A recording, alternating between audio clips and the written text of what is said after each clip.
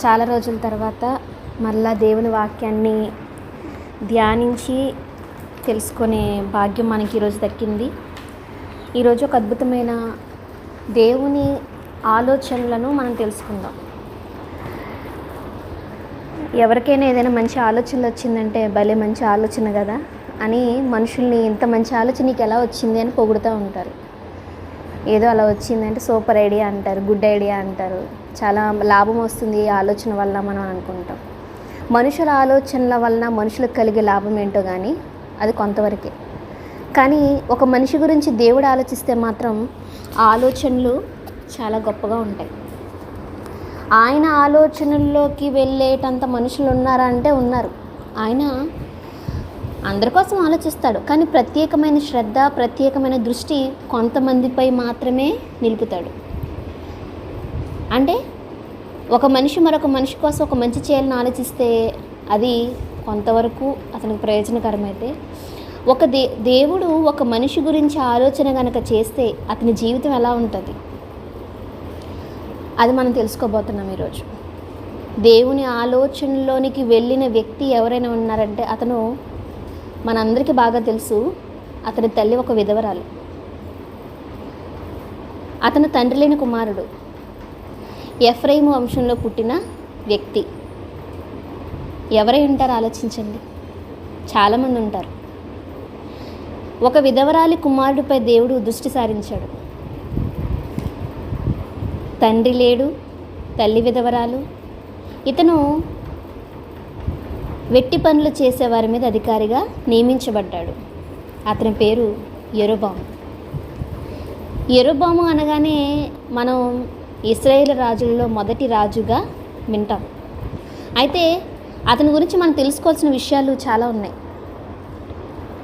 మొట్టమొదట ఇక్కడ యెరోబాము గురించి ఆలోచించే ముందు దేవుని గురించి, ఆయన ఆలోచన గురించి మనం తెలుసుకోవాలి. సహజంగా తల్లి తండ్రి లేని వారంటే మనకు కొంచెం జాలి అనేది ఉంటుంది.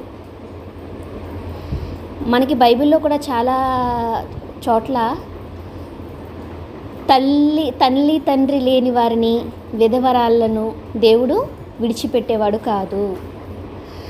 మనకి భక్తిని గురించి కూడా దేవుడు ఏమని నిర్వచనం ఇచ్చాడంటే, దిక్కులేని పిల్లలను, విధవరాండ్రను పరామర్శించాలి, వారిని ఆదుకోవాలి, ఇదే నిజమైన భక్తి అని దేవుడు చెప్పాడు. యెరోబామును దేవుడు ఎన్నుకున్నాడు అంటే అందులో ఒక కారణం, అతని తల్లి విధవరాలు, తండ్రి లేనివాడు. ఆ మాట ఒకసారి మనం చూద్దాము.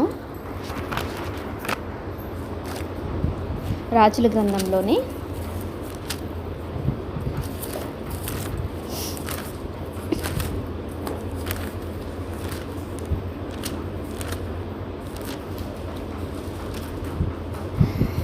రాజులు మొదటి గ్రంథము 11వ అధ్యాయము 26వ వచనం. రాజులు మొదటి గ్రంథం 11వ అధ్యాయము 26వ వచనం. మరియు సొలొమోను సేవకుడైన యెరోబాము సహా రాజు మీదకి లేచెను. అవును. ఇతడు జెరెదా సంబంధమైన ఎఫ్రాయిమీయుడైన నెబాతు కుమారుడు.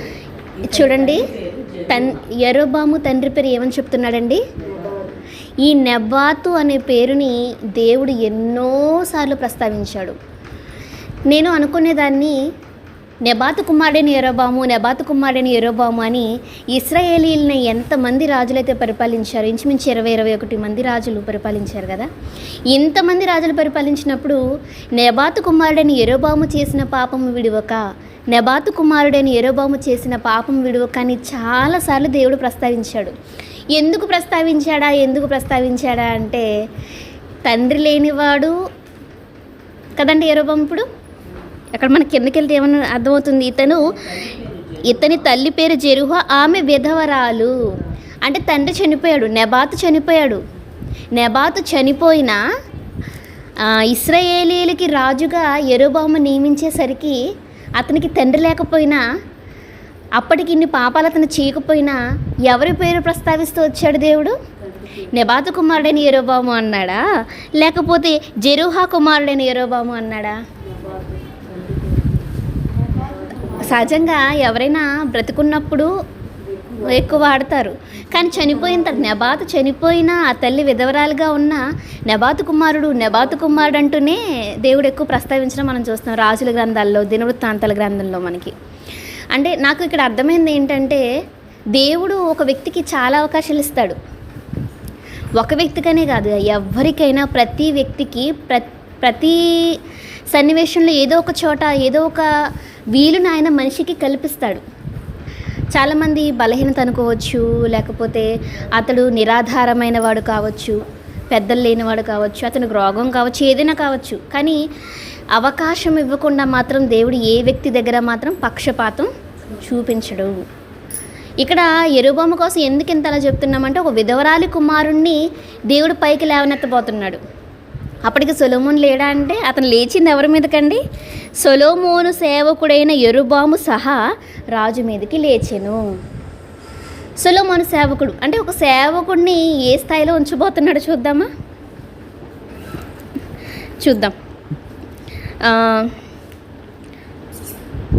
ఇతను ఒకరోజు పని చేసుకుంటూ ఉన్నాడు. ఏ పని చేస్తున్నాడో కూడా అతని గురించి పూర్తి వివరణ తెలుసుకుంది. 28వ వచనం, రాజుల మొదటి గ్రంథం 11వ అధ్యాయం 28వ వచనం.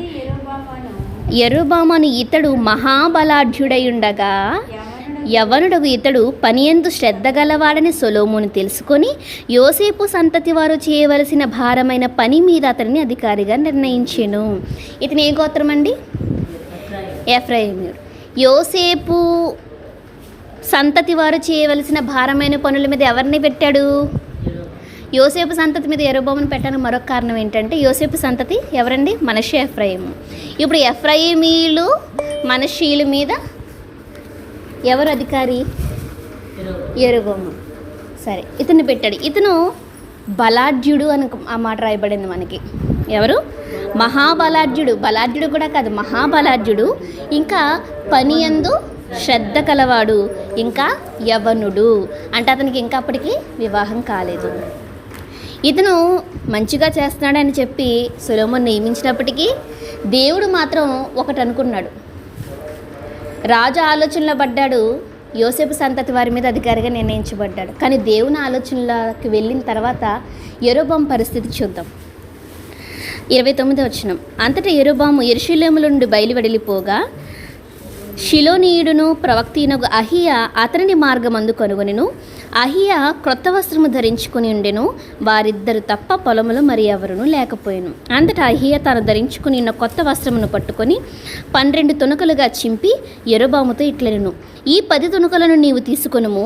ఇశ్రాయేలీల దేవుడైన యెహోవా సెలవిచ్చినదేమనగా, జనులు నన్ను విడిచిపెట్టి అస్తరోతు అను సీదోనీల దేవతను, కెమోషు అను మోయాబీల దేవతను, మిల్కోము అను అమ్మోనీల దేవతకు మ్రొక్కి సొలొమోను తండ్రిని దావీదు చేసినట్లు నా దృష్టికి యోగ్యమైన దాన్ని చేయకయు, నా కట్టడలను నా విధులను అనుసరింపకయు, నేను ఏర్పరిచిన మార్గములలో నడువకయున్నారు గనుక సొలొమోను చేతిలోండి రాజ్యమును కొట్టివేసి 10 గోత్రములను నీకిచ్చేదను. అయితే దావీదుకు మాట ఇచ్చాను కాబట్టి అతని చేతులు మాత్రం ఒక గోత్రాన్ని, రాజ్యాన్ని వస్తాను. ఇక్కడ మీరు ఆలోచించండి, దేవుడు సొలొమోను చేతిలో నుండి రాజ్యాన్ని తీసి 10 గోత్రాలు, 10 గోత్రాలు అంటే రూబేను, షిమ్యోను, లేవి, గాదు, దాను, ఆషేరు, నఫ్తాలి, ఇంకా మనష్షీయులు, జబూలూను, ఇలా 10 గోత్రాల మందిని ఎవరి చేతికి ఇచ్చేశాడు? వెట్టి పనుల మీద అధికారి అయిన యెరోబోముకి, ఒక విధవరాలి కుమారుడికి, మహాబలాఢ్యుడికి, యవనుడికి అనుకుందాం. అయితే ఇచ్చిన మొదటి విషయం విధవరాలి కుమారుడిని ఆలోచనలో పెట్టుకున్నాడు. అది ఎవరినైనా సరే ఆయన పట్టించుకుంటాడు. అతను శ్రద్ధ గలవాడు. దావీదుని గొర్రెలు కాసుకునేవాడిని తీసుకొచ్చి సింహాసనం ఎక్కించాడు, దావీదుని గొర్రెల కాపరి సింహాసనం ఎక్కించాడు అనుకుంటున్నాము. మరి వెట్టి పనులు చేసుకునే వాళ్ళ మీ దగ్గర ఉండే అతన్ని తీసుకొచ్చి ఎవరి దగ్గర నుంచి రాజ్యం లాగి ఎవరికి ఇచ్చాడు దేవుడు? దావీదు కుమారుడు దగ్గర నుంచి లాగి యెరోబోముకి ఇచ్చాడు. అంటే దావీదుకు ఎలాగైతే కృప చూపించాడో యెరోబోము పట్ల కూడా కృప చూపించాడా దేవుడు? చూపించాడు. ఇక్కడ ఆయన చూపించడానికి అసలు సొలొమోను దగ్గర నుంచి రాజ్యం లాగి అతని చేతిలో పెట్టడానికి గల కారణం ఏంటంటే ప్రజలు ఒక తప్పు చేస్తున్నారు. ఏంటది? నన్ను విడిచి అస్తరోతు దేవతని, మిల్కోము దేవతని, ఇంకా సీదోనీల దేవతని వీళ్ళందరినీ మొక్కుతున్నారు. నేను చెప్పిన దాంట్లో మాత్రం వీళ్ళు లేరు, అందుకే నీకు ఇస్తానని చెప్పాడు. 10 గోత్రాలు ఇస్తున్నాను, ఇవ్వడానికి గల కారణం ఏంటో కూడా దేవుడు యెరోబోముకి చెప్పించాడు. ఎవరి ద్వారా అంటే అహీ అనే ప్రవక్త ద్వారా చెప్పించాడు. అయితే అతనికి ఇచ్చిన మరొక అవకాశం ఏంటో కూడా చూద్దాం. 37వ వచనం, నేను నిన్ను అంగీకరించినందున, ఏమంటున్నాడు? నేను నిన్ను అంగీకరించినందున నీ కోరిక అంతటి చెప్పున నీవు ఏలుబడి చేయుచు ఇశ్రాయేలు వారి మీద రాజవైందువు. అంటే ఇతని కోరిక ఏంటి? రాజుగా ఉండాలని. పారిపోయాడు కదా ఇతను సొలొమోను దగ్గర ఉండకుండా. ఇదిగో నువ్వు కోరుకున్నావు కదా, నీ కోరిక నేను అంగీకరించాను, నువ్వు రాజుగా ఉంటావు. 38వ వచనం, అయితే ఒక మాట, నేను నీకు ఆజ్ఞాపించినదంతయు నీవు విని నా మార్గములను అనుసరించి నడుచుకొనుచు నా దృష్టికి అనుకూలమైన దాన్ని జరిగించుచు నా సేవకుడైన దావీదు చేసినట్లు నా కట్టడలను నా ఆజ్ఞలను గైకొనిన ఎడల, ఇక్కడ చూడండి ఏమంటున్నాడు, అండర్లైన్ చేసుకోవాలి మీరు ఇది, నేను నీకు తోడుగా ఉండి దావీదు కుటుంబమును శాశ్వతముగా నేను స్థిరపరిచినట్లు నిన్నును స్థిరపరిచి ఇశ్రాయేలు వారిని నీకు అప్పగించెదను. దావీదు కుటుంబాన్ని ఎలాగైతే శాశ్వతంగా స్థిరపరిచాడో యెరోబాము నీ కుటుంబాన్ని కూడా నేను స్థిరపరుస్తాను. అంటే దావీదు గోత్రం ఎంతవరకు ఉందండి? దావీదు కుటుంబం ఎంతవరకు ఉంది? యేసు వచ్చినంత వరకు. ఇప్పుడు ఆ యేసు రాజ్యంలోనే కదా మనం ఉన్నాం. అంటే దావీదుకి ఎలాంటి కృప చూపించాడు? ఆకాశం ఉన్నంత వరకు, భూమి ఉన్నంత వరకు సింహాసనం ఉంచుతాను, నీ కుటుంబంలో వారసులు ఉంచుతానని దేవుడు దావీదుకి ప్రమాణం చేశాడే. అలాగే ఏం చెప్తున్నాడు యెరోబాముతో? దావీదు కుటుంబమును శాశ్వతముగా నేను స్థిరపరిచినట్లు నిన్నును స్థిరపరిచి ఇశ్రాయేలు వారిని నీకు అప్పగించేదను. అంటే ఇలాంటి అవకాశం ఇంకా వేరే ఏ రాజులకైనా ఇచ్చాడా? మనం దావీదు గొర్రెలు కాసుకునేవాడిని పైకెత్తాడు, అతనికి సింహాసనం ఆకాశం ఉన్నంత వరకు ఉంటుందన్నాడు, కుటుంబాన్ని శాశ్వతంగా స్థిరపరుస్తానన్నాడు. అబ్బా, ఇలాంటి అవకాశం ఎవరికి రాలేదంటే వచ్చింది. దావీదుకు వచ్చినట్టు అవకాశమే యెరోబాముకు కూడా వచ్చింది. అలా మరి అవకాశం ఇచ్చినప్పుడు దేవుడు ఏం చెప్పాడు? నా ఆజ్ఞలు నువ్వు పాటించాలి, నా కట్టడలు నువ్వు గైకొనాలి. అలా చేస్తే సేమ్ దావీదుకి ఎలాగైతే చేశానో నీకు అలాగే చేస్తాను, నీ కుటుంబం అంతటిని స్థిరపరిచేస్తాను. ఇక దావీదు కూడా ఏమంటాడు? రాజ్యాలని ఇచ్చిన తర్వాత కూడా, ప్రవ్వా నువ్వు నన్ను ఎంత గొప్పవాడిగా చేసావు, కానీ ఏంటి నేను ఎంతటి వాడిని, నా కుటుంబం మాత్రం నీ సన్నిధిలో ఉండేటట్టు స్థిరపరచు అని అడిగాడు. కానీ ఆ కోరిక ఇతను అడగకపోయినా దేవుడు ఏం చేశాడు? దావీదు కుటుంబంలాగా నిన్ను కూడా శాశ్వతంగా చేస్తాను. 10 గోత్రాల మంది అంటే ఎన్ని లక్షల మంది? ఒక్కొక్క గోత్రానికి కనీసం ఒక 10 లక్షలు 15 లక్షలు అనుకున్న 10 గోత్రాల మందిని, కనీసం 1 కోటి మందిని అయినా ఎవరికి అప్పచెప్పేశాడు? యెరోబాముకి అప్పగించేస్తున్నాడు. ఎవరి దగ్గర నుంచి తీసి? సొలొమోను దగ్గర నుంచి, దావీదు కుమారుడి దగ్గర నుంచి తీసి. అంటే ఇక్కడ ఆలోచించండి, దేవుని ఆలోచనల్లోనికి గనక ఒక మనిషి వెళ్ళితే అతని స్థాయి, అతని భవిష్యత్తు మారిపోతుంది. కానీ క్లాజ్ ఒకటి ఉంది, కండిషన్ ఒకటి ఉంది. ఏంటంటే అది దేవుని ఆజ్ఞలను, దేవుని మాటల్ని గైకొనాలి. ఆయన రాజుగా నియమించేటప్పుడు ముందు చెప్పిన మాట, వారు నన్ను విడిచి వేరొక దేవతల జోలికి వెళ్ళిపోయారు, అది నాకు నచ్చలేదు, కానీ నువ్వు మాత్రం అలా ఉండొద్దు అని చెప్పాడు. ఎవరికి? నెబాతు కుమారుడగు యెరోబాము, తల్లి జెరుహా, ఎఫ్రాయిమీయుడు. ఇది మీరు గుర్తుపెట్టుకోండి. ఒకవేళ నీకు రాజ్యం అప్పగించిన తర్వాత ఏమైనా వాళ్ళు తప్పులు చేస్తారనుకో ఇశ్రాయేలీయులు, ఏమంటున్నాడు? 39వ వచనం, వారు చేసిన క్రియలను బట్టి నేను దావీదు సంతతి వారిని బాధపరుచుదును గాని నిత్యము బాధింపను. జరిగిన దాన్ని విని సొలొమోను యెరోబామును చంపజూడగా యెరోబాము లేచి ఐగుప్తు దేశమునకు పారిపోయి ఐగుప్తు రాజైన శేషకుని వద్ద చేరి సొలొమోను మరణమగు వరకు ఐగుప్తులోనే ఉండెను. ఇక్కడ చూడండి, సౌలు కాలంలో దావీదుని దేవుడు రాజుగా అభిషేకించాడు. అప్పుడు సౌలు దావీదుని చంపాలనుకున్నాడు. ఇప్పుడు సొలొమోను బ్రతుకున్నప్పుడు దేవుడు యెరోబాముని ఇదిగో నిన్ను రాజుగా చేస్తున్నానన్నాడు. సొలొమోను చంపాలని చూస్తే యెరోబాము వెళ్ళి ఐగుప్తు రాజైన శేషకు దగ్గర చేరిపోయాడు. సొలొమోను చనిపోయినంత వరకు అక్కడే ఉన్నాడు, ఐగుప్తులో ఉన్నాడు. ఇప్పుడు మీరు ఆలోచించండి, సొలొమోను దగ్గర రాజ్యాన్ని తీసి యెరోబాము చేతులు పెట్టడానికి సిద్ధమైంది ఎవరు? దేవుడు. దావీదుకు 12 గోత్రాల మీద అధికారాన్ని ఇచ్చింది ఎవరు? దేవుడు. అసలు సొలొమోను మీదకి లేచాడు, ఓకే, యెరోబాము సొలొమోను మీదకి వ్యతిరేకంగా లేచాడు. కానీ లేచినా సరే అతన్ని దేవుడు శిక్షించలేదు, ఎందుకంటే అది శిక్షలో భాగంగానే యెరొబోము తిరగబడ్డాడు సొలొమోను మీద. అది పక్కన పెడతాం. ఇక్కడ మనం గమనించుకుంటూ వస్తే సౌలు చేతిలోంచి రాజ్యం దావీదు దగ్గరికి రావాలన్నా, దావీదు దగ్గర నుంచి సొలొమోనుకి వెళ్ళాలన్నా, సొలొమోను దగ్గర నుంచి యెరొబోముకి రెహబాముకి వెళ్ళాలన్నా, దీని అంతటి వెనుక ఎవరి ఆలోచన ఉంది? మరి ఇది అర్థం కావాలి కదండి యెరొబోముకి. ఇది యెరొబోముకి అర్థం కావాలి కదా. నిస్సహాయుడుగా ఉన్నాడు, ఎక్కడో వెళ్ళి తలదాచుకుంటున్నాడు, రాజు దగ్గర తలదాచుకుంటున్నాడు. మరి అలా తలదాచుకున్న అతనికి దేవుడు ఇంత భాగ్యాన్ని ఇచ్చినప్పుడు ఇశ్రాయేలు అందరూ అతని వైపు వెళ్ళిపోయారంటే 10 గోత్రాల మంది కూడా రెహబాము, సొలొమోను కుమారుడు రెహబాము పాలనా కాలంలో యెరొబోము అండర్లోకి వెళ్ళిపోతారు. అప్పుడు యెరొబోము చేయాల్సిన పని ఏంటి? దేవుడు నాకు ఇచ్చిన అవకాశం ఇది. దేవుడే నన్ను ఇదిగో సొలొమోను బ్రతికున్నప్పుడే అహియా అనే ప్రవక్తని పంపించి నాకు చెప్పాడు, 10 గోత్రాల ప్రజలు నీకు ఇస్తాను, నువ్వు వాళ్ళు ఏలాలి అని చెప్పాడు అని ప్రజలందరినీ పిలిచి యెహోవాను ఆరాధించేటట్టుగా చేయాల్సిన మనిషి ఏం చేశాడు?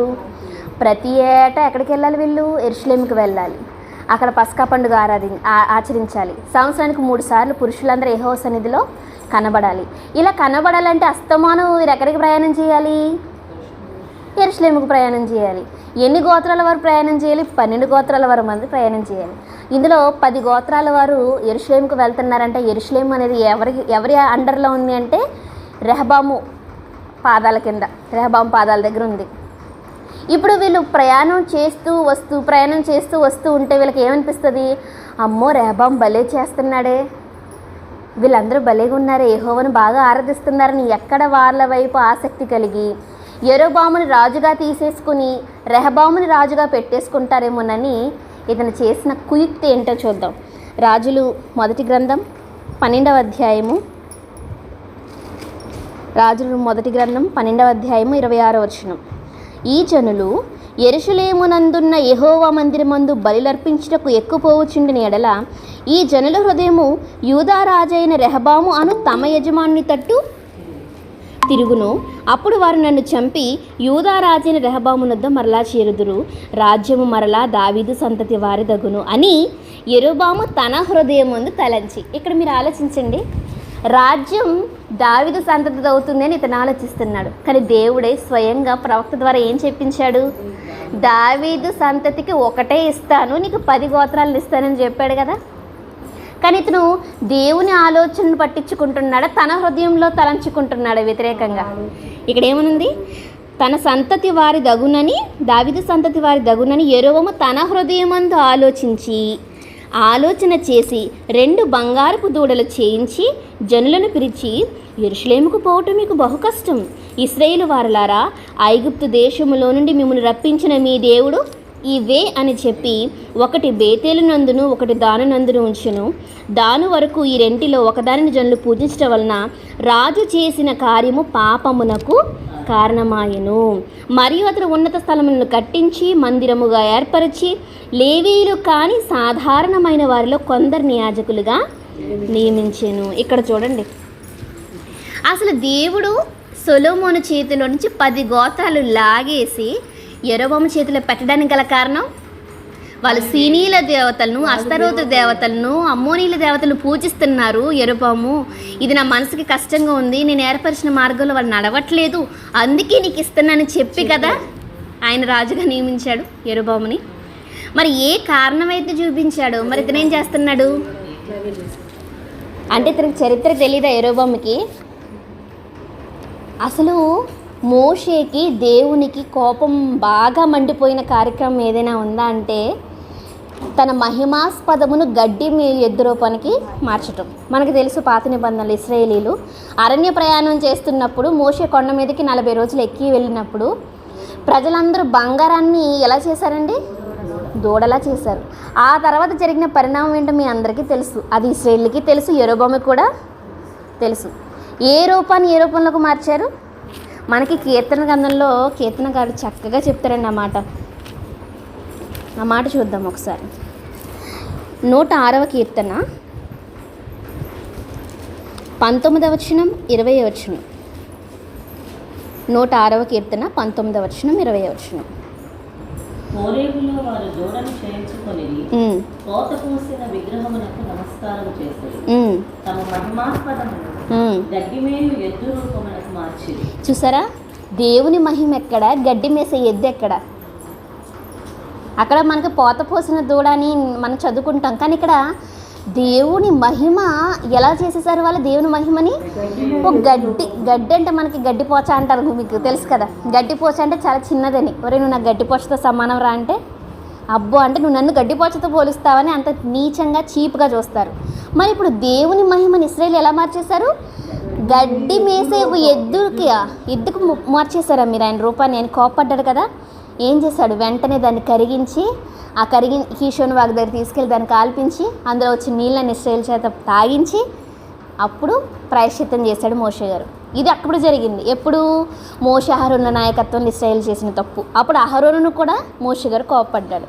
ఇదంతా జరిగిన తర్వాత అసలు విగ్రహం అంటేనే పడని దేవునికి అసలు నాకు ఇవి వద్దు నాయనా, నాకు ఇవి నచ్చలేదు, నువ్వు నా దగ్గరికి రా, నేను ఇస్తాను, నువ్వు నా ఆజ్ఞలో నడుచుకో, దావీదుని స్థిరపరిచినట్టు నీ కుటుంబాన్ని శాశ్వతంగా స్థిరపరుస్తానని దేవుడు చెప్పిన తర్వాత కూడా ఇతను చేసింది రైటా రాంగా చెప్పండి?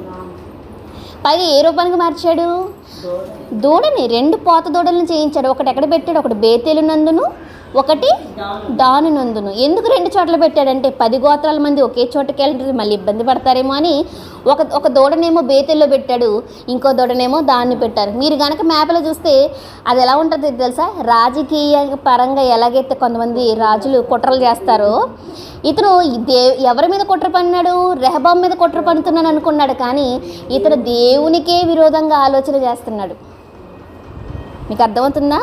అంటే మనుషులు నాకు రాజ్యం ఇచ్చారు, మనుషులు నాతో ఉన్నారు అనుకుంటున్నాడే కానీ ఈ రాజ్యాన్ని మహిమను నాకు ఇచ్చింది దేవుడని, తనకి మహిమను ఘనతనిచ్చిన దేవుని మహిమను మాత్రం తను ఏం చేశాడు? గడ్డి మేసే ఎద్దు రూపానికి మార్చేశాడు. ఆ రోజు ఇశ్రాయేలీయులు చేసిన దానికి ఇక్కడ 10 గోత్రాలని నమ్మకంతో యెరోబోము చేతిలో పెట్టిన దానికి తేడా ఏమన్నా? అసలు యెరోబోము చేసింది కరెక్టా? కాదు. ఒకసారి మనం ఇప్పుడు 106వ కీర్తన చదువుకున్నాం కదా, 106వ కీర్తన 20వ వచనం చదువుకున్నాం కదా. ఒకసారి ఇర్మియా గ్రంథంలో కూడా ఒక మాట ఉంటుంది, అది కూడా చదువుదాం.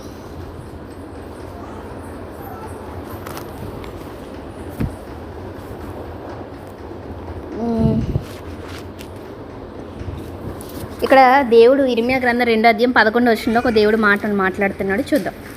ఇర్మియా గ్రంథం 2వ అధ్యాయం 11వ వచనం. దైవత్వము లేని తమ దేవతలను ఏ జనమైనను ఎప్పుడైనను మార్చుకొనినా అయినను నా ప్రజలు ప్రయోజనము లేని దానికై ఏం మార్చేసుకున్నారండి వీళ్ళు? ఎలా మార్చుకున్నారు తమ మహిమని? గడ్డి మేసే ఎద్దు రూపానికి మార్చుకున్నారు.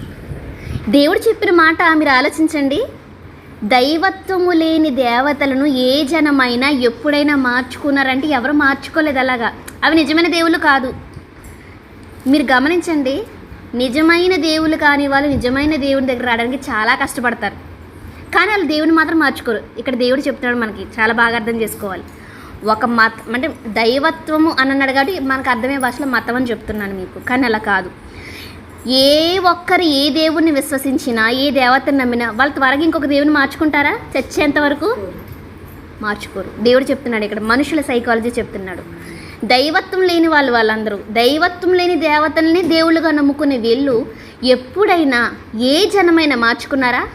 కానీ నిజ దేవుడినైన నన్ను వేలు విడిచిపెట్టి ప్రయోజనము లేని దాని కొరకే తమ మహిమను మార్చుకొనిరి. అంటే ఇశ్రాయేలీలు తరచుగా అదే పనిగా చేస్తున్న పాపం ఏంటి? దేవుని మార్చేస్తున్నారు, మహిమను మార్చేస్తున్నారు. అసలు మనుషులు వెతకాల్సిందేంటి? దేవుని కదా, దేవుని మహిమను కదా వెతకాలి. ఒకసారి రోమపత్రిక చూద్దాం. రోమీలకు రాసిన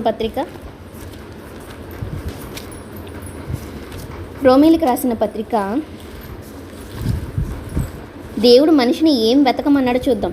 2వ అధ్యాయము 7వ వచనం. రోమీలకు రాసిన పత్రిక 2వ అధ్యాయము 7వ వచనం. సత్క్రియను ఓపికగా చేయుచు, జాగ్రత్తగా మీరు గమనించాలి, మహిమను ఘనతను అక్షయతను వెతుకు వారికి దేవుడు మనిషికి నిత్య జీవం ఇవ్వాలి అంటే మనిషి చేయాల్సినవి వెతకాల్సినవి మూడే. ఒకటి మహిమ, ఘనత, అక్షయత. ఈ మూడు వెతుకుతూ అతను ఏ పనిలో ఉండాలి? సత్క్రియను ఓపికగా చేయాలి. చాలామంది క్రైస్తవులు ఏమండి మేము యేసుక్రీస్తుని నిరీక్షిస్తున్నామండి, ఆయన కోసం మేము ఎదురు చూస్తున్నామన్నారు, కానీ సత్క్రియలను చేస్తున్నారా? చేయటం లేదు. నువ్వు సత్క్రియను ఓపికగా చేయకుండా దేవుని కోసం ఏనాడు ఆయనకి ఉపయోగపడకుండా ఉండి నేను యేసుక్రీస్తుకు ప్రార్థన చేస్తున్నాను, ఆయన నిజమైన దేవుడు అంటే ఆయనకి ఏంటి లాభం? దెయ్యాలు కూడా నమ్ముతున్నాయి కదా ఆయన నిజమైన దేవుడు అని. అయితే సత్క్రియలు చేస్తున్నాయా? లేదు. ఇక్కడ చూడండి, సత్క్రియను ఓపికగా చేయుచు మహిమను, ఘనతను, అక్షయతను వెతుకువానికి నిత్య జీవం ఇచ్చును అన్నాడు. ఇప్పుడు యెరోబాము గారి విషయానికి వచ్చినా లేదంటే ఇశ్రాయేలు విషయానికి వచ్చినా మీరు ఆలోచించండి, యెరోబాముకి ఘనత ఎవరిచ్చారు? రాజు అనే మహిమ ఎవరిచ్చారు? దేవుడిచ్చాడు. ఈ రాజ్యాన్ని అంటే ఒక ఘనతని, మహిమని దేవుడు యెరోబాముకి ఇస్తే యెరోబాము ఎవరి ఘనతను వెతకాలి? దేవుని ఘనతను కదా అతను చూపించాలి ప్రజలకి, దేవుని మహిమను కదా ప్రజలకు చూపించాలి. మహిమను, ఘనతను నువ్వు వెతకాలి అన్నప్పుడు నువ్వేం చేసావు? మహిమను, ఘనతను, నిన్ను మహిమపరిచిన దేవుని పక్కన పెట్టేశావు, నిన్ను రాజుగా ఘనపరిచిన దేవుని పక్కన పెట్టేశావు. నా ఘనత ఎక్కడ పోతుందో, నా మహిమ ఎక్కడ పోతుందో అని అక్షయమైన దేవుని మహిమను ఎలా మార్చేశాడు? క్షయమైన ఎద్దు రూపంలోకి మార్చాడు. మీకు అర్థమవుతుందా? అక్షయుడైన దేవుని మహిమను గడ్డి మేసే ఎద్దు అంటే క్షయమైన రూపంలోకి మార్చేశారు. రోమపత్రిక మొదటి అధ్యాయంలో అదే కదా ఉంది. చదువుకుందాం కూడా ఒకసారి అన్నమాట. రోమపత్రిక మొదటి అధ్యాయము 23వ వచనం. రోమపత్రిక మొదటి అధ్యాయం 23వ వచనం. వారు అక్షయుడకు దేవుని మహిమను క్షయమగు మనుషుల యొక్క, పక్షుల యొక్క, చతుష్పాత జంతువుల యొక్క, పురుగుల యొక్క ప్రతిమా స్వరూపముగా మార్చిరి. అంటే యెరోబాము చేసింది ఇదే, ఇశ్రాయేలు చేసింది ఇదే. తన స్వకీర్తిని కోరుకునేవాడు తన మహిమ నా సొంతంగా నేను ఏదో అయిపోవాలి, నా సొంతంగా నేను గొప్పనవ్వాలి అని అనుకునేవాడు ఎప్పటికైనా నాశనం కాక తప్పదు. ఇక్కడ చాలా చిన్న విషయం మర్చిపోయాడు యెరోబాము. ఏంటంటే ఇది చేసినందుకే అతన్ని తీసేస్తే దావీదు గొప్పవాడా, యెరోబాము గొప్పవాడా? దావీదే కదా గొప్పవాడు. దావీదు గొప్పోడైన దావీదునే ఆయన ఒక్క గోత్రం ఇస్తానులే నాయన, నీకు 10 గోత్రాలు ఇస్తానని అంటే మీరు ఆలోచించాలి. అంటే అంత గొప్పోడైన దావీదు, అంత మంచివాడైన దావీదునే పక్కన పెట్టినప్పుడు నేను ఎంత అనుకోవాలి కదా. ఇక సొలొమోను గారి విషయానికి వద్దాం. సొలొమోను గారు ఏమైనా తక్కువ? ఆలోచించండి. ప్రపంచంలో ఆయనకున్న జ్ఞానం మామూలు జ్ఞానం కాదు. షేబా దేశపురాన్ని వచ్చింది, ఆయన సంపాదించిన ఆస్తులు, యుద్ధాలే చేయకుండా సామ్రాజ్యాలు పరిపాలించాడంటే సామాన్యుడు కాదు. ఇలాంటి ఇద్దరి మహామహుల చేతిలో నుంచి రాజ్యాన్ని తీసి నా చేతిలో పెట్టాడు అంటే వాళ్ళు చేసిన తప్పు నేను చేయకూడదని జాగ్రత్త పడాలి. ఏదైతే చెయ్యొద్దు ఇదిగో నీకు ఇస్తున్నానన్నాడో అదే చేశాడు. కంటికి కనిపించాడు రెహబాము. మరి దేవుని ఆలోచనలు ఆయనకు అర్థం కాలేదా? మనుషులు ఎప్పుడు ఇంతే. పరిస్థితులు వచ్చినప్పుడు అమ్మో దేవుడు దేవుడు దేవుడు అనుకుంటారు. ఆ పరిస్థితులు దాటేశారనుకోండి, అధిగమించేశారనుకోండి, దేవుడు ప్రస్తావన ఉండదు. వాళ్ళ స్వంత ఆలోచనలు, వాళ్ళ సొంత నిర్ణయాలు, ఇక దేవునికి తావుండదు. యెరోబాముని పక్కన పెట్టేశాడు. తర్వాత ఏమన్నాడు? నువ్వు నా మాట వింటే దావీదు కుటుంబాన్ని ఎలాగైతే స్థిరపరిచేస్తానో శాశ్వతంగా, కొన్ని రోజులు కాదు, 2 తరాలు కాదు, 3 తరాలు కాదు, శాశ్వతంగా కుటుంబాన్ని స్థిరపరుస్తానన్నాడు. మరి అదే ఆశీర్వాదం, అదే ఘనత మరి యెరోబాముకి ఇస్తాడు. నిలుపుకున్నాడు యెరోబాము. యెరోబాము సంతానం అంతా వచ్చేసింది. అలాగా నిలబడిందా ఇప్పటికీ? కొన్ని ఏసు వచ్చినంత వరకైనా యెరోబాము సంతతి ఉందా? శాశ్వతంగా కాదండి. ఏసు వచ్చినంత వరకు నిలబడగలిగిందా? మరి ఎందుకు? దేవుడు మాట ఇచ్చాడు కదా, నీ కుటుంబాన్ని దావీదు కుటుంబంలో శాశ్వతంగా ఉంచుతాను అని. ఎప్పుడు? దావీదులాగా నువ్వు నా మాట వింటే. అదొక్కటి మర్చిపోయాడు. అదొక్కటి చాలు అతను పతనమైపోవడానికి. దేవుని మహిమను, దేవుని ఘనతను, ఆయన అక్షయతను వెతకాల్సిన మనిషి ఏమైపోయాడు? దారి తప్పిపోయాడు. తన సొంత మహిమను వెతుక్కున్నాడు. రాజుగా నా కిరీటం పోద్దేమోనని తన సొంత ఘనత దక్కించుకోవాలనుకున్నాడు. వీళ్ళందరూ నన్నే పూజించాలి అని. కానీ గడ్డి మేసే ఎద్దు రూపంలోకి అక్షయుడకు దేవుని మహిమను మార్చాడు. చూసారా? అది అసలు నిజంగా యోధా వారు సొలొమోను గారి కాలంలో చేసిన విగ్రహారాధన కంటే ఇశ్రాయేలు చెరకుపోయినంత వరకు కూడా వాళ్ళు విగ్రహారాధనలోనే ఉన్నారు. అక్కడితోనే వాళ్ళు ముగిసిపోయారు. మన చరిత్ర తెలుస్తుంది కదండి. వీళ్ళందరూ చెరలోకి వెళ్ళిపోయారు కదా. చెరలోకి వెళ్ళిపోయినంత వరకు 10 గోత్రాలు విగ్రహారాధనతోనే ఉన్నాయి. కానీ యూదులు కొన్నిసార్లు తప్పుకున్నా మరలా నిజ దేవుని దగ్గరికి వచ్చారు, మరలా విగ్రహారాధన చేశారు, మరలా దేవుని వైపు తిరిగారు. ఆఖరికి యేసు నమ్మిన వారిలో యూదులే ఉన్నారు. ఇశ్రాయేలు ఏదో 1, 2, 3 అలా లెక్క పెట్టుకునే వాళ్ళు ఉన్నారు. అంటే ఏ కారణం చేత నేను 2 గోత్రాలు నిర్ణయిస్తానన్నారో ఆ గోత్రాలే యేసు వచ్చినంత వరకు నిలబడ్డాయి. ఇదిగో ఈ 10 గోత్రాలు నీ చేతిలో పెడుతున్నాను, వీళ్ళు నా వైపు మళ్ళించు అంటే వాళ్ళు శాశ్వతంగా దేవునికే దూరం చేసేసాడు. ఒక మనిషి చేసిన పాపం యెరొబాము చేసింది. అంటే దేవుని ఆలోచనలోకి వెళ్ళాడంటే సరిపోయిందా? దేవుడు ఆలోచనలోకి యెరొబాము వెళ్ళడమే కాదు, దేవుని ఆలోచన, అతని స్థాయి ఏంటి అంటే ఆకాశం. శాశ్వతంగా అతని సంతానాన్ని స్థిరపరుస్తాడు. కోల్పోయాడు దాన్ని. అంటారు కొంతమంది అప్పుడప్పుడు, ఒరే నీకోసం నేను ఎంతో ఊహించుకున్నాను రా, నువ్వు నా ఊహలకి చాలా ఎత్తులో ఉన్న నా ఆలోచనలో, కానీ నువ్వు దాన్ని అందుకోలేకపోతున్నావు అంటారు. విన్నారు ఈ మాటలు? నేను నీకోసం ఎంతో గొప్పగా ఆలోచిస్తే నువ్వేంటి ఎలా తయారయ్యావు, నేను నీకోసం ఇలా అనుకోలేదురా, నీకోసం చాలా ఎత్తులో ఊహించుకున్నాను అంటారు. యెరొబాము కోసం దేవుడు ఆలోచించిన ఆలోచన చాలా ఎత్తులో ఉంది. ఈవెన్ దావీదుతో సమానంగా ఉంది. దావీదు సంతానంతో సమానంగా నిలబెట్టేస్తానన్నాడు, ఇంకా పడిపోయేది లేదు. దావీదు వంశంలో వచ్చిన చివరి రాజు సిద్కియా. ఇశ్రాయేలు రాజ్యంలో ఎవరున్నారు? లేరు. ఇక్కడ మీరు ఆలోచించండి. దేవుని ఆలోచనలకు వెళ్ళడమే గొప్ప విషయం అయితే, దేవుడు మనపై పెట్టుకున్న ఆలోచనలు నెరవేర్చుకోవటం అది మన చేతిలో ఉంది. అవకాశం దేవుడు అందరికీ ఇస్తాడని గుర్తుపెట్టుకోవాలి మనం ఇక్కడ. నెబాతు కుమారుడైన యెరొబాముని ఎందుకు 10 చెప్పాడంటే అంత మనసు నొచ్చుకుంది ఆయనకి. ఇప్పుడు దావీదు చేసినట్టు చేయకని ఎలాగైతే పాత నిబంధనంతా దేవుడు చెప్పాడో, నెబాతు కుమారుడైన యెరొబాము చేసిన పాపము విడువక ఇతను అలా చేశాడు, నెబాతు కుమారుడైన యెరొబాము చేసిన పాపము విడువక ఇతను ఇలాగ చేశాను. వీళ్ళిద్దరి పేర్లు మనకు పాత నిబంధనంతా కనబడతాయి. దావీదుతో సమానంగా నెబాతు కుమారుడైన యెరొబాము ఉంచుదామనుకుంటే ఉండలేదు. అందుకే ఆ మనసులో బాధ ఏమైంది ఆయనకి, అలా ఉండిపోయింది. దేవుడు మంచిని జ్ఞాపకం పెట్టుకుంటాడు, బాధని జ్ఞాపకం పెట్టుకుంటాడు. దావీదు అన్న దేవుడే యెరొబాము. దావీదు నా ఇష్టానుసారుడు అన్న దేవుడే యెరొబాము చేసిన పాపం విడువక చేస్తున్నాడు, నన్ను బాధపడుతున్నాడని చెప్పాడు. అంటే ఇద్దరికీ అవకాశాలను ఇచ్చాడు. కానీ ఒక అవకాశాన్ని అందిపుచ్చుకొని దేవుని ఆలోచనకు తగ్గట్టుగా బ్రతికాడు దావీదు. నువ్వు నాకు అవకాశం ఇచ్చినా సరే నేను దాన్ని అందుకోలేకపోయాను అనుకోని నాశనం అయిపోయాడు యెరొబాము. ఇది కేవలం వీరిద్దరి జీవితాల రాజులనే నేను పోల్చి చెప్పడం లేదు. ప్రతి మనిషి జీవితంలో ప్రతి ఒక్కరికి, నాకు మీకు ఏ ఒక్కరికి మనం అనుకుంటాం మన క్రైస్తవులం కదా, మనల్నే పట్టించుకుంటాడేమో, మనపైనే జాలి చూపిస్తాడేమో అనుకోకూడదండి. ఎప్పుడు దేవుడు ప్రతి ఒక్కరి పట్ల ఆలోచన కలిగే ఉంటాడు, అవకాశాలను ఇస్తాడు. కానీ అవకాశాలు సద్వినియోగం చేసుకున్నారా నిజంగా దేవుని చరిత్రలో, దేవుని మనసులో, ప్రపంచంలో నిలిచిపోతారు వాళ్ళు. కానీ ఆయన అనుకున్న అంచనాలకి, ఆలోచనగా మనం తగ్గట్టుగా మనం బ్రతకలేదా, ఇలా చిన్న చిన్న తప్పులు అనుకుంటూ వెళ్ళిపోతే అవి దేవుని దృష్టిలో పాపాలు అయిపోతాయి. అప్పుడు దేవుడు మనల్ని లెక్క చేయడు. పైగా మన తర్వాత వచ్చిన వాళ్ళు కూడా మనల్ని చూసి ఏమనుకుంటారు, ఈడేంట్రా బాబు ఎంత అవకాశం ఇస్తే ఇలా పాడు చేసుకున్నాడు అనుకుంటారు. యుద్ధం చేసి గెలవలేదు యెరొబాము, దేవుడే స్వయంగా తీసి చేతిలో పెట్టాడు. చాలామంది రాజులు యుద్ధాలు చేసే కదా రాజ్యాలు దక్కించుకున్నారు. కానీ సొలొమోను చేతిలో నుంచి రాజ్యాన్ని అలా తీసి అలా పెట్టాడు, రెహబాము చేతిలో నుంచి. మరి పెట్టిన రాజ్యాన్ని నమ్మకంగా కాపాడుకోవాలి కదా, కాపాడుకోలేదు. మనకే అంతే, మనకు రాజ్యాలను ఇవ్వకపోవచ్చు కానీ కుటుంబాలను ఇచ్చాడు. రాజ్యాన్ని ఇచ్చిన దేవుడు దేన్ని స్థిరపరుస్తానన్నాడు, కుటుంబాన్ని స్థిరపరుస్తానన్నాడు. అంటే రాజుకైనా రాజ్యం ముఖ్యమే, అంతకంటే ముందు వారసులు, కుటుంబం ముఖ్యం. మనకే అంతే. మనం ఏ రాజ్యంలో ఉన్నాం?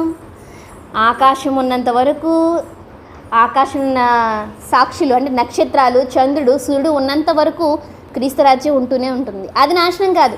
అందులో చేరిన మన కుటుంబాన్ని స్థిరపరచుకోవాలి. ఇశ్రాయేలు రాజ్యాన్ని యెరొబాముకి ఇస్తే యెరొబాము రాజ్యాన్ని నిలుపుకోలేకపోయాడు, ఆ రాజ్యంలో తన కుటుంబాన్ని స్థిరపరచుకోలేకపోయాడు, దేవుని సన్నిధిలో నిలపలేకపోయాడు. మరి ఈరోజు మనమే రాజ్యంలో ఉన్నాం, క్రీస్తు రాజ్యంలో ఉన్నాం. ఆ రాజ్యంలో నేను ఉన్నాను దేవుడు నన్ను దీనికి అర్హురాలుగా చేశాడు, నిజంగా నాకు అర్హత లేదు, కానీ నేను ఒక రాజుగా, ఒక రాణిగా చేశాడు, ఇంత గొప్పతనం నాకు ఇచ్చాడని మనం అనుకుంటే ఇదే రాజ్యంలో మన కుటుంబాన్ని దేవుని కోసం స్థిరపరిచేయాలి. ఎలాగా? 2 తరాలు ఉండేటట్టుగా కాదు, శాశ్వతముగా. ఆ మాట గుర్తుపెట్టుకోండి. దావీదుకు మాట ఇచ్చాడు, యెరోబాముకు మాట ఇచ్చాడు. మనం ఆయన ఆజ్ఞానుసారంగా నడుచుకుంటే మన కుటుంబాన్ని నిలబెట్టుకోడా? అప్పుడప్పుడు వింటాం జవహర్లాల్ నెహ్రూ గారి కొడుకులండి వాళ్ళు, మనవళ్ళండి, ఆ తరం వాళ్ళండి. శ్రీకృష్ణదేవరాయల ఆస్థానంలో ఇతను పనిచేసేవాడండి, అతని సంతానం అండి. విన్నారా ఇవన్నీ? గాంధీ గారి మనవడండి, గాంధీ గారు ఎన్నో తరం తర్వాత వచ్చాడండి. మనుషులు ఇన్ని తరాల తర్వాత ఇదిగో ఈ పలానా వ్యక్తి ఎక్కడో ఉన్నాడో మాకు దక్కిందని BBC ఛానల్ చెప్తుంది, టీవీ నైన్ ఒకటి చెప్తాడు. అది కాదు. నువ్వు ఎవరి కడుపును పుట్టావో వద్దు, ఎవరి రాజ్యంలో ఉన్నాం. దేవుడు కృప చూపిస్తే సత్యంలోనికి వచ్చాం, దేవుడు కృప చూపిస్తే పరలోకాన్ని అందుకోబోతున్నాం. మనం ఒక్కొక్కరు అందుకుంటే చాలా.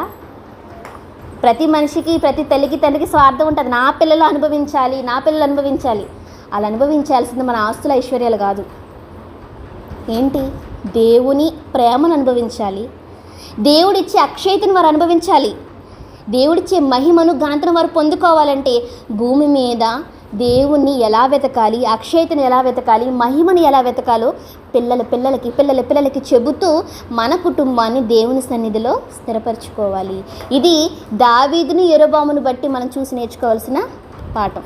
విధవరాలి కుమారుడైనా సింహాసనం ఎక్కించాడు, కానీ దేవుడు చూపించిన దయని అతను కోల్పోయాడు. తర్వాత అతను చేసిన పనులు బట్టి మన పిల్లలకు మనం అదే నేర్పాలి.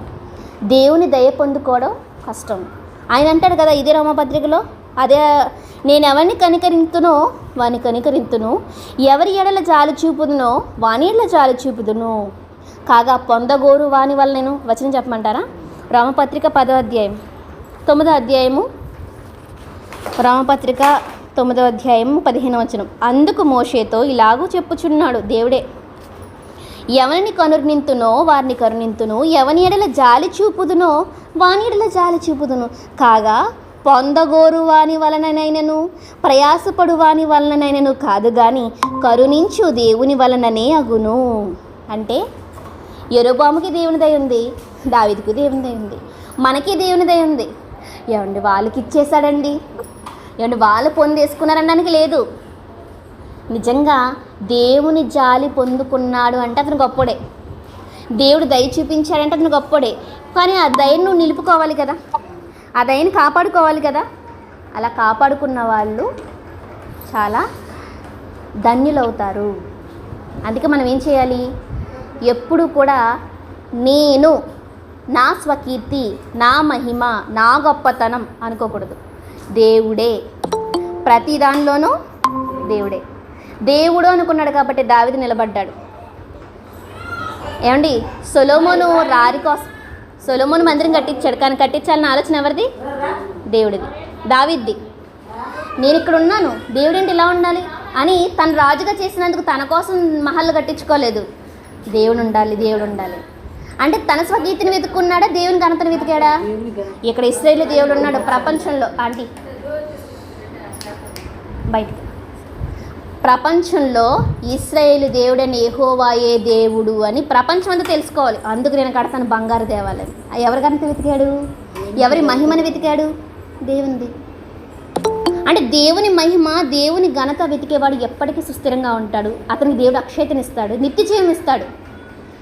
మన స్వకీర్తి, మన మహిమ అని దేవుని పక్కన పెట్టామా మనం పతనం అయిపోతాం, యెరోబాములాగానే. మన పిల్లలకు మనం అదే నేర్పాలి. ఏదైనా దేవుడే ముందు. నీ పూర్ణ హృదయముతో, నీ పూర్ణ మనసుతో నీ దేవుడిని యెహోవాని మొట్టమొదటి నువ్వు ప్రేమించాలి. ఆ తర్వాతే ఏదైనా, ఎవరైనా, ఆ తల్లైనా, తండ్రి అయినా, పిల్లలైనా, ఎవరైనా సరే దేవుడి తర్వాతే. ఇది మనం జీవితాంతం గుర్తుపెట్టుకోవాల్సిన పాఠం, మన పిల్లలకు నేర్పాల్సిన పాఠం. ఇదేదో పుస్తకాలు చదివేసో అప్పచెప్పో చేయాల్సిన పాఠం కాదు. వాళ్ళ మనసులో అవి ముద్ర పడిపోవాలి. అలా పడిపోయేలాగా నేర్పాలి మన పిల్లలకి. అలా నేర్పించాలని దేవుని దయని మనం వేడుకోవాలి. ఇలా చేసి మన కుటుంబాలు దేవుని సన్నిధిలో స్థిరపరచుకోవాలని కోరుతూ, గూగుల్ మీట్లో జాయిన్ అయిన వారికి, అలాగే ఎవరైతే ఈ వాక్యం వింటున్నారో వారందరికీ కూడా ఈ మాటలు తెలుపుతూ దేవుని దయా కృప మీ కుటుంబాలపై ఎల్లప్పుడూ ఉండాలని కోరుతూ ఈ మాటలు ముగిస్తున్నాను. All of you, thank you.